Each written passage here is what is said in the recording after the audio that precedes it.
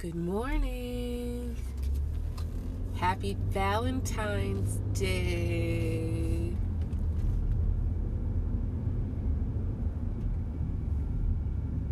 It's Thursday, which is like really funny because Monday was like a whole entire week long, right? Monday was a whole entire week.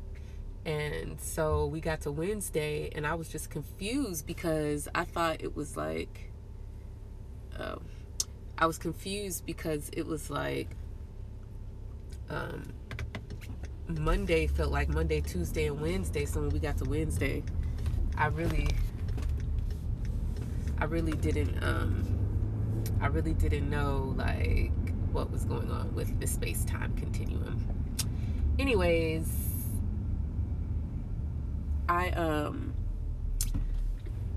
yesterday I tweeted this thread and I'm gonna share it here on my Instagram page today when I get to my laptop to start working. But yesterday I started this thread. I don't know if I'm finished with it, we'll see. But I started this thread talking about Mutable Madness 2019, from which we're getting a short, very, very short pause. I talked about the eclipses, and I want to share what I said about the eclipses because I think that you all might find that interesting. So basically the whole reason why I was doing the thread is because I really want to start talking specifically to people who have Saturn in Sagittarius and they're having their first Saturn return. So let me just give you all the dates of that really quickly, because there's specific dates for who has Saturn in Sagittarius and who is having their Saturn return. Saturn return is 2.5 years. So hold on, let me find this thingamabobamajig to tell y'all. And y'all know I'm always doing this stuff while I'm driving. Come on, where are you? There you are. Okay.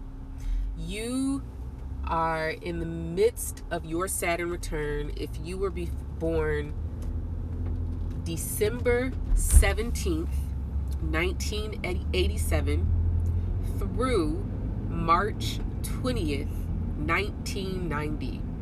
You are having your first Saturn return.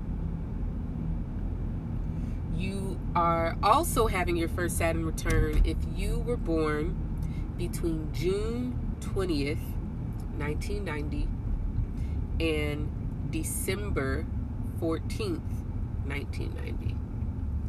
If you were born between December 17, 1987 and March 20, 1990, and then June 20, 1990 through December 14th, 1990, you have Saturn in Sagittarius in your birth chart, and you are having your Saturn return, okay? So I want to talk a little bit about what the Saturn return is. You can have 3 of them in your lifetime, because the third one is like 80-something. Second one is at like 58, something like that. So Saturn takes approximately 29 years to move through all 12 signs of the zodiac and come back to the sign and degree it occupies in your birth chart. The Saturn return encompasses the 2.5-year time frame where Saturn is occupying the sign that it was in on the moment of your birth. So if your birthday is in between those dates that I just listed, it means that you have Saturn in Sagittarius, and it means that your Saturn return began January 2017 and it will not end until January 2020. Okay? So inherent in all of these cycles and returns that we talk about, if we talk about a solar return, we're talking about the day the sun comes back to where it is in your natal chart, which happened once a year on or the day before or after your birthday. So that's a 1-year cycle. If we're talking about your Mars return, Mars takes 2 years to come back to where it is in your natal chart. Jupiter takes 12 years. So all of the time frames that those planets have And if you have the 2019 Sidereal Astrology Guide, either the digital or the printed version, and y'all forgive me, my printer is being a bum and I just can't get this stuff worked out. They like totally messed up the document and it can't be printed yet. Anyways, so if you have the 2019 Sidereal Astrology Guide, either in printed or digital version, and if you don't have it, you could download it from my online store. At the back of that guide is a table that tells you the cycles for all of the planets, like how long it takes for them to go through the zodiac and how frequently they change signs. So inherent in those time frames, we can think of those as like measurements, like hours or days or months or years or minutes or seconds or centuries or decades, right? Each of those time frames that we use to measure help us to understand something about us, something about our lives. So, for example, at the Mars return, your very first Mars return, when Mars comes back to the sign that it occupies in your natal chart, you are about 2 years old. And you know what we call the twos in America? The terrible twos, because your strength of will and autonomy has been like a match. Why? Because you have the physical capability to do what you want to do, which is move. Remember, when you're born, you can't focus your eyes. The muscles have not been developed. The attachments between the nerves in your brain and your eye are not developed. So you can't focus your eyes and you can't see when you're first born. Literally, it's a physical development thing. When you're born, you cannot hold your own head. You don't even know your arm from your leg from your eyeball, right? But over that 2 years, given proper care and barring any developmental delays or disorders, by 2 years old, you're holding up your head, you can move your eyes, you can grab things, you know where your head and foot and shoulder are, you can walk, you can run, you can crawl, you can climb, right? So we know that Mars is talking to us about physical strength and autonomy. So what is Saturn talking to us about then? If Saturn doesn't come back till its natal position until we're 29 years old, oh my God, we're so grown by then, right? If Saturn doesn't come back until that time, then what exactly is it talking about? What is it telling us about the nature of that planet, what it represents in our chart, and the significance of the Saturn return? Well, the Saturn return is a rite of passage into adulthood, right? It's saying that you are no longer a child. You are past puberty, right? In the olden days, you would have finished bearing children, right? Because you would have started at like 15 anyway, right? So at least for women, so you would have been past your childbearing years, right? So Saturn then is talking to us about the limits of our naivety. See, our naivety tells us that there's nothing we can't do. All things are possible. You could be anything you want to be. Set your mind to it and you can do it, right? This is what naivety of youth tells us, that you can be what you want, you can do what you want. The only limits that are placed on you are the limits of your mind and your gumption and your will.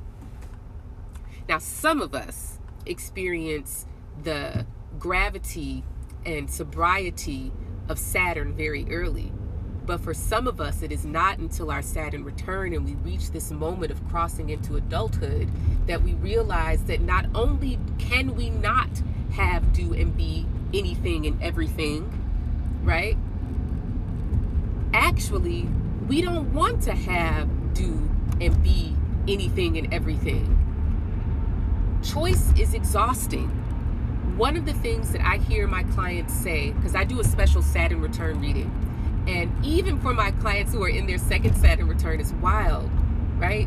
They say, why won't somebody just tell me what to do, right?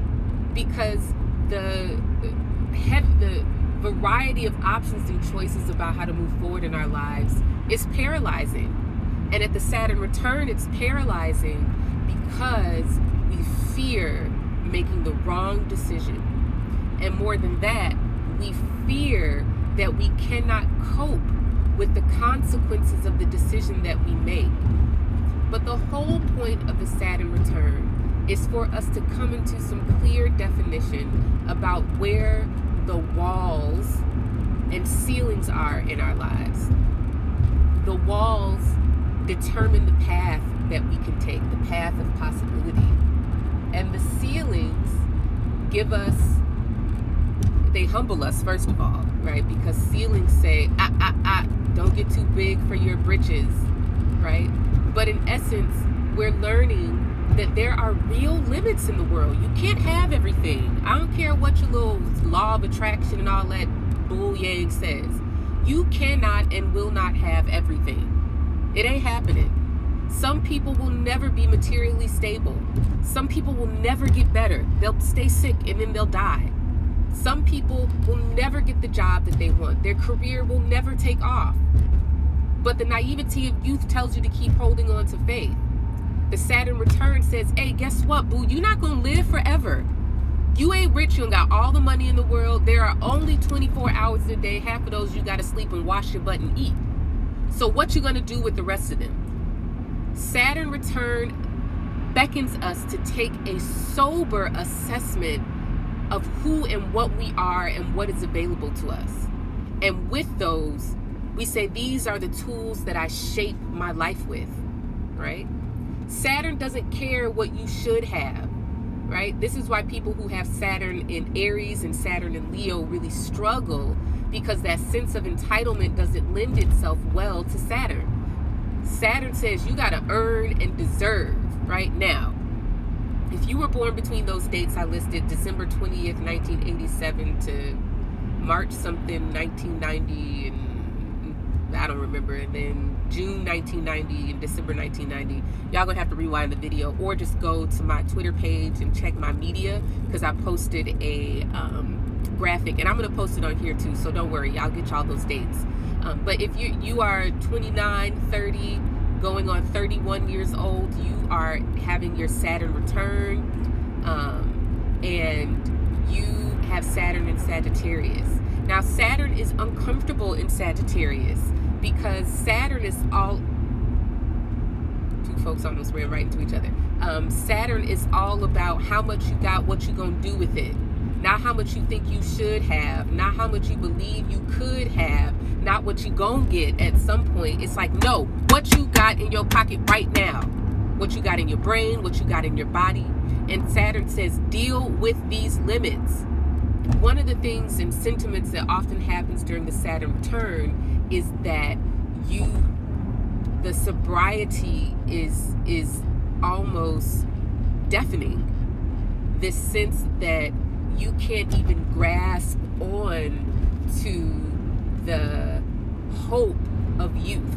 But this is really, really, really, really important, because if you don't ever figure out what it is that you really have, you'll never accomplish anything. This is why people who find great success before their Saturn return really struggle, because even though they have the success and wealth, the adults in their life generally are still proxy limitations for them. They're still determining the walls and ceilings, right? Or maybe they're not, because they think that because this kid has some measure of success, they've made something in the world for themselves, that they don't need adults to play this role. So you see a lot of people, just once they reach adulthood, it's just like, man, who dropped the ball on you? Who dropped the wheel on you? So anyways, back to Saturn Sagittarius. Saturn in Sagittarius is funky because Saturn wants you to make an accounting of your real and perceived limitations, right?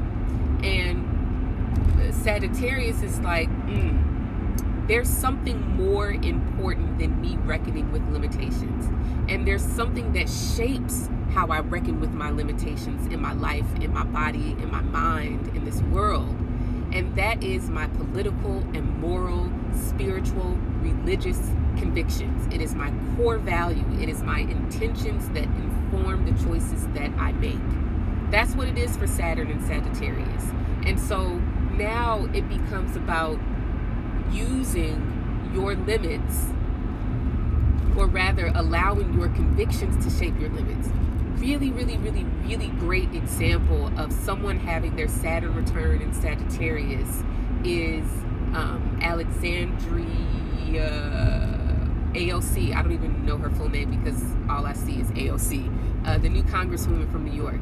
This woman is having her Saturn return in Sagittarius, and she is a poster child for this, because with this new Green Deal that she's spearheading, essentially she is saying Saturn in Sagittarius. She is saying that what is possible for us as a people is not and should not be dependent on what has always been done.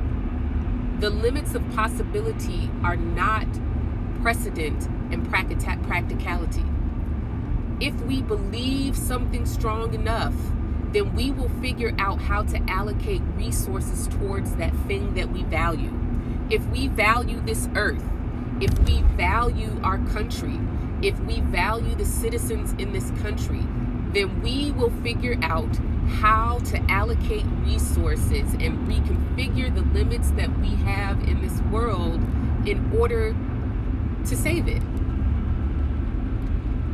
So, if you have Saturn in Sagittarius, right, you're having your Saturn return, and even if you don't have Saturn in Sagittarius, everybody is dealing with this work in some place in their chart, but for the folks who have Saturn in Sagittarius, this is really about your coming of age as an adult.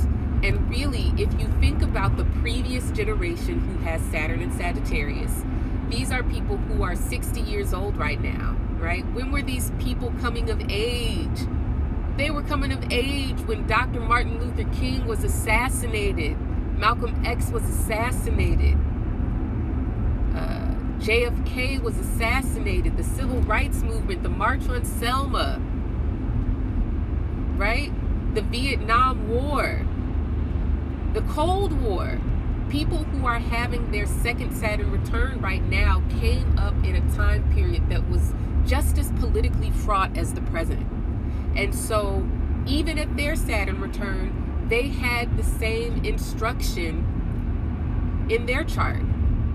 If you do not make your life in this world a living testimony of your intentions, that is the why, and your convictions, right? Then you are going to live in the world of someone else's making. And those people who were in their late 20s, right? They were in their mid to late 20s in the 60s. They took that seriously. And they said, absolutely, I will not live in the world of someone else's making. Because if I live in a world of someone else's making, these folks are going to kill us via nuclear war, right? You have to remember, these folks were being drafted into Vietnam, and they were not coming home. If they came home at all, it was in a coffin. So the political climate of those who are having their second Saturn return, they were having their first Saturn return in the 60s, the late 60s, right? I lied. Let me get this right. They were having their Saturn return in the at the beginning of the civil rights movement proper, which would have been in the late 50s, early 60s, right? But my whole point is, just like you folks who were born in the late 80s, 87, 88, 89, and some of 90, right? Just like you folks who are having your Saturn return and you are coming of age and of consciousness and being demanded to reckon with limitations and make a life of adulthood for yourself in an extremely politically fraught time, right? You're not the first. This stuff happens in cycles, right? I think it would be so awesome if people who are having their second Saturn return were to sit in dialogue with people who are having their first Saturn return and talk about the political climates that they were marrying and trying to establish relationship and community and having children and figuring out their careers. Like, how do you find a sense of direction at that time when things are so politically fraught and unstable, right? It is that those times shape the possibilities of your life, right? They shape the fact that I need to do something meaningful, full of purpose, because I don't have a choice, right?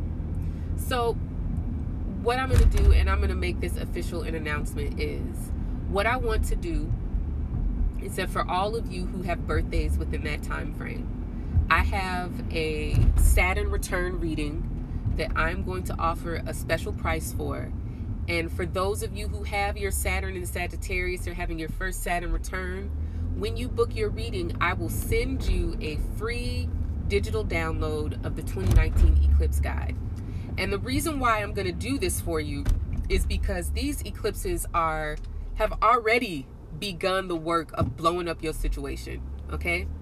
And we have more eclipses left. And these eclipses are going to make your Saturn return very, very, very, very real and vivid for you. We can say that collectively this means that the idea of making this world a living testimony of our intentions and convictions becomes a loud banner call that cannot be ignored, because somebody is doing something unethical. Somebody is doing something that offends your intentions, offends your moral convictions, offends your religious convictions, your spiritual convictions, and that puts the fire in you to act. And so the important thing is not what you do. The important thing is why you do it. Why do you do what you do?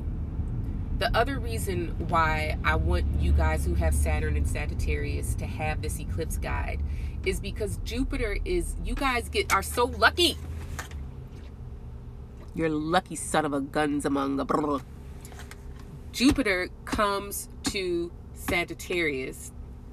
It comes home this year while you are still having your Saturn return. Jupiter transits question the story we tell. Jupiter right now is in Scorpio. It's questioning the story we tell about our survival instinct, right? It's questioning how our survival instinct shapes what we believe is possible in this world, how our survival instinct has shaped possibility for us.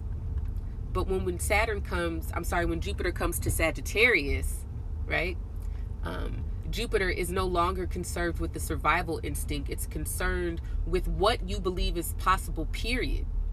The stories that you tell about possibilities, the experiences that have shaped how you believe the world works, right? So we can know that this is a serious wake-up call around, not is the story you're telling true, but does the story you tell about how the world works align with your intentions?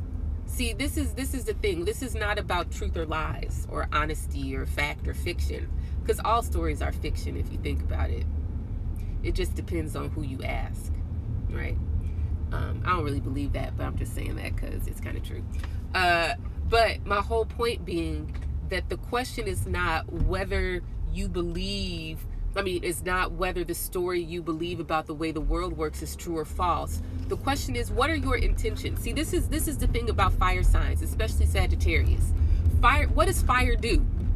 Like, look at the sun. What the sun is trying to do is make you like it. It is transferring the energy that it generates to you in the form of heat. And what heat does is change the relationship between the molecules inside of a person or thing. So that the sun, the molecules are moving fast, they're bouncing all up over, they're creating all this friction and heat and letting it off in the form of energy. And so when you go out into the sun transfers that energy to you, and your temperature raises. And if it raises too high, you'll get sunburn, right? And if it raises even higher, you'll get dehydrated because it will evaporate the water in your body because your body needs it to cool off, right? So what all fire signs are trying to do is to make the world, the environment, and the people in it more like it by enforcing their will on it, right? This Leo does that because they're enforcing their will via authority. They're in the position of power. You see Donald Trump, Leo rising, Mars and Leo, Sun in the 10th house, right? He is in the seat of authority. And so it doesn't have to make sense. It don't have to be logical. It don't have to be consensus, because we're not talking about Virgo or Libra. We're talking about Leo. And Leo does it because, well, I'm the authority. I'm the boss. So this is what it's going to be, right? Aries does it because they can, right? Look at Muhammad Ali. Saturn and Mars and Aries in the 10th house on his midheaven, I'm the biggest and I'm the baddest. And this ain't just no talk, because I'm going to show you. And what did he do? He literally had the physical strength to show you, right? So when we get to Sagittarius, now we're talking about intention, the intention of the will, and enforcing the intentions of my will on the world around me. So remember, when we're talking about fire signs, Sagittarius is not about, oh, let's go gallivanting and be a forever journey. This is not Sagittarius. Like, let's just throw that out in the trash.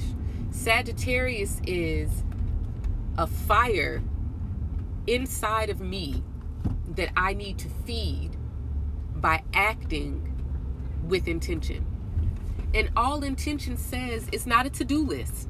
It's not what you're doing. It's why you're doing what you're doing. It's the story that informs how you use your will. Leo just says, I'm president. I'm dad. I'm the pastor. I am in the seat of authority, right? Aries says, well, I'm the strongest. I can, so I will. But Sagittarius says, I must. They are compelled to do this thing, okay?